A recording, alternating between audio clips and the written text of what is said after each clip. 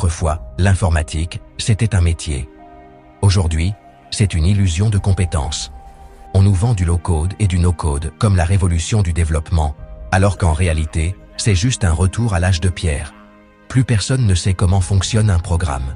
Plus personne ne veut comprendre pourquoi ça plante. Et surtout, plus personne n'apprend à coder.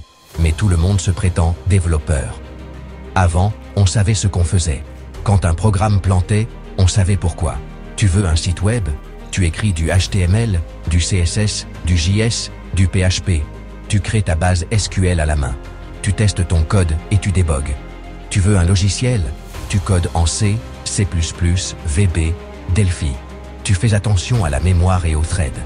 Tu optimises pour que ça tourne en 64 KO de RAM. Les gens qui faisaient de l'informatique comprenaient ce qu'ils faisaient. Puis un jour, quelqu'un a eu la brillante idée de dire « Pourquoi coder quand on peut juste déplacer des boîtes sur un écran ?» Et là, on a inventé le low-code et le no-code. Avant, tu voulais être dev, t'apprenais un langage. Tu voulais faire un logiciel, t'apprenais l'algorithmie. Tu voulais coder une appli, tu comprenais les bases du système. Maintenant, on te donne un outil low-code. Tu bouges des blocs de couleurs. Tu ajoutes un trigger ici, une action là. Et voilà, t'es développeur. Sauf que le jour où ça plante, plus personne ne sait pourquoi. Olivia, ma femme, n'a jamais fait d'informatique. Elle bosse en télétravail dans une boîte d'assurance. Un jour, le système plante. Les collègues paniquent. Les ingénieurs de la boîte ne savent pas d'où vient l'erreur. Les chefs proposent de tout redémarrer. Logique.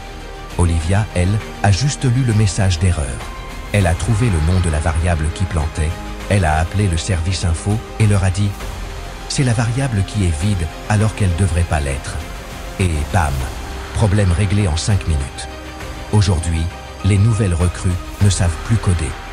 Pourquoi? Parce qu'on leur a appris que déplacer des blocs, c'est pareil que programmer. Besoin d'un formulaire? Avant, HTML+, CSS+, PHP+, SQL, OCI, un truc qui marche. Maintenant, on fait ça avec une plateforme no-code. Besoin d'un script qui fait un calcul? Avant, on écrivait du Python ou du Bash. Maintenant, on cherche un bloc qui fait le calcul.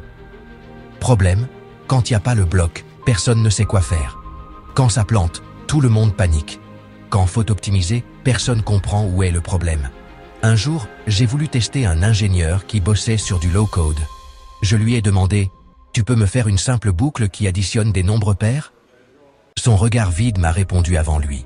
Finalement, il me sort « Ben, y a pas un bloc qui fait ça ?» Les gars, on est perdus. Aujourd'hui, on veut tellement se simplifier la vie qu'on complique tout. Avant, 1000 lignes de code, un programme fonctionnel. Tout en un seul langage. On savait ce qu'on faisait. Maintenant, 10 frameworks, plus 4 langages, plus 2 plateformes no-code pour faire la même chose. Chacun fait sa partie sans comprendre l'ensemble. Le projet devient un monstre ingérable. Pourquoi? Parce que si on comprend comment ça marche, ça veut dire qu'on n'a pas besoin de solutions miracles. Et ça n'arrange pas les vendeurs de logiciels et de formations bidons. Le no-code et le low-code ne sont pas une avancée. C'est juste une paresse intellectuelle institutionnalisée. Demain, on ne formera plus des développeurs. On formera des cliqueurs de boutons. Et le jour où ces outils disparaissent, ben, il n'y aura plus personne pour savoir coder. Alors qu'en réalité, comprendre comment fonctionne un programme, c'est pas si compliqué. Il suffit juste de vouloir apprendre. Mais bon, pourquoi faire un effort quand on peut juste déplacer des blocs ?